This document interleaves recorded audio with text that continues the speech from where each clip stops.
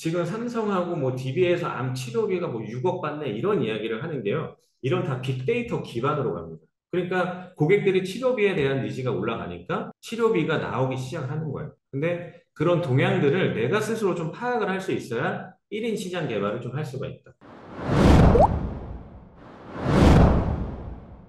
제휴 마케팅을 해볼 법한 키워드를 한번 소스들을 찾아보는 게 좀 좋을 것 같고요. 제가 나름대로 했던 방법들을 여러분들한테 1인으로 할 수 있는 방법을 좀 말씀을 드리려고 해요. 자, 제휴 마케팅은 저는 한마디로 표현하면 거인의 어깨에 올라타는 겁니다. 그러니까 그들이 다 만들어 놓은 시스템 고객의 군에 내가 올라타는 거예요. 그렇게 봤을 때 유튜브가 좋다, 네이버는 죽었다 이런 관점으로 바라보지 마시고 네이버나 유튜브 결국에는 대한민국에서 최대 플랫폼이라고 하는 건 유튜브랑 네이버예요. 그죠? 그리고 뭐 인스타라고 하는 채널이 있지만 저는 인스타 쪽은 많이는 하진 않습니다. 네, 그러니까 본인한테 맞는 것만 하시면 되는 거예요. 그래서 네이버 카페, 블로그, 유튜브 이 세 가지 중에 내가 지금 당장 시작할 수 있는 걸 한번 찾아보시면 좋을 것 같습니다. 그래서 세 개의 사례들을 같이 이야기를 좀 해볼 거고요. 유튜브 채널은 제가 운영을 하다가 회사와의 뭔가 이슈가 있어가지고 지금은 채널을 다 비공개 처리를 했어요. 근데 저는 상품 채널로 운영을 하지 않고요. 이제 설계사들 교육으로 저는 채널을 운영을 했습니다.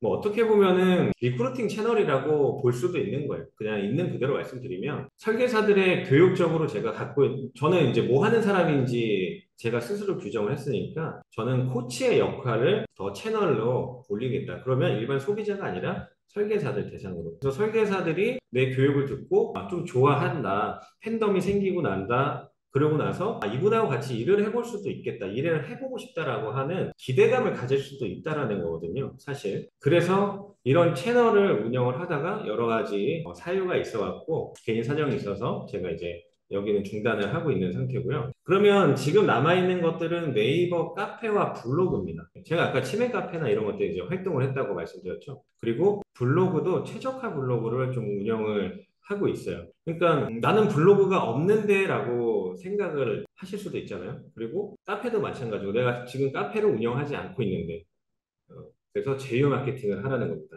블로그는 그냥 결론을 바로 그냥 말씀드려 볼게요. 저도 최적화 블로그가 없습니다. 제가 블로그를 오랫동안 했던 게 아니기 때문에 그래서 저는 주변의 지인들을 정말로 다 서칭을 해가지고 최적화 블로그를 갖고 있는 지인을 찾아서 임대를 했습니다. 그한테 일정의 금액을 내고요. 블로그를 임대를 했어요. 그래서 그 블로그에 심의를 받아서 글을 런칭해서 고객을 유입시켜서 계약까지 체결을 했습니다. 제가 시장 개발을 하지 않았고, 그리고, 나는 블로그를 쓸 줄 모르는데, 블로그는 나는 없는 데부터 시작을 했다면 아마 그 정도의 성과를 내지 못했을 거예요.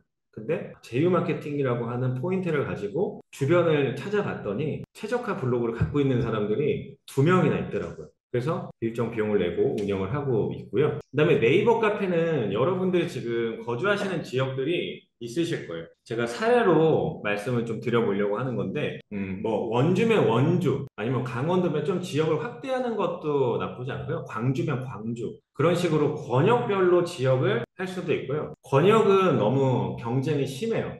경쟁이 심할 때에는 조금 더 타겟을 좁히는 게 좋습니다.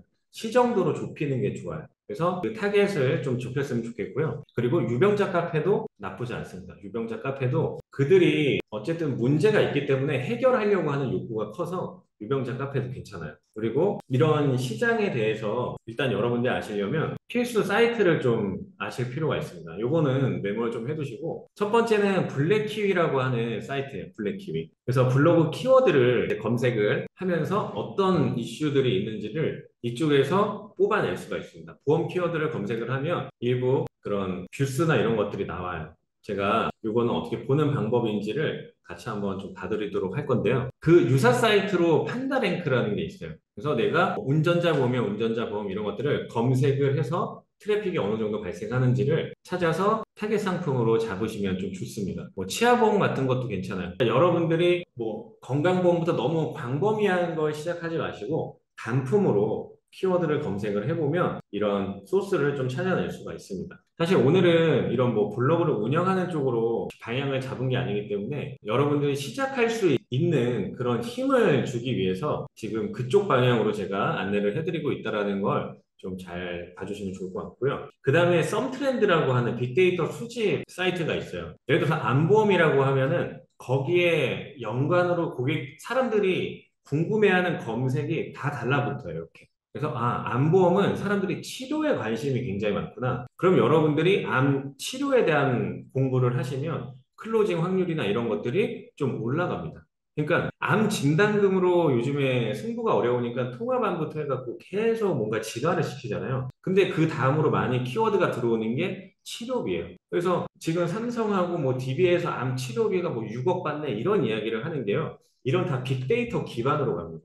그러니까 고객들이 치료비에 대한 니즈가 올라가니까 치료비가 나오기 시작하는 거예요. 근데 그런 동향들을 내가 스스로 좀 파악을 할 수 있어야 1인 시장 개발을 좀 할 수가 있다. 그리고 키워드 도구라고 하는 유료 광고가 있습니다. 네이버 광고가 있는데요. 지금은 제가 광고를 중단시켜 놨어요. 네, 광고비가 이제 빠져나가니까 광고비 제가 초에는 광고를 돌리고요. 한 중순 이후에는 영업을 뛰고 있기 때문에 시장 개발이나 그래서 광고를 좀 중단을 합니다. 그래서 키워드 도구에 제가 인카금융이나 인카금융 서비스를 치면 제 홈페이지가 나와요. 홈페이지가 나와요.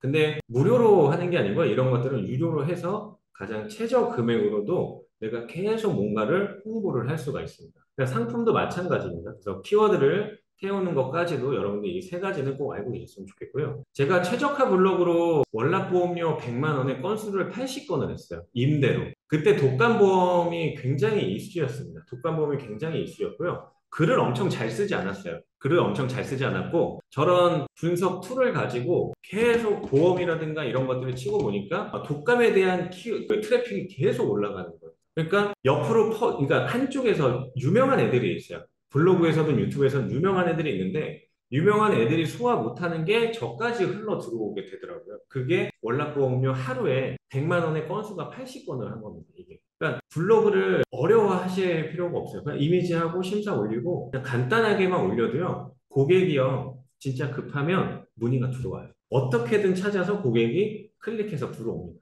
네.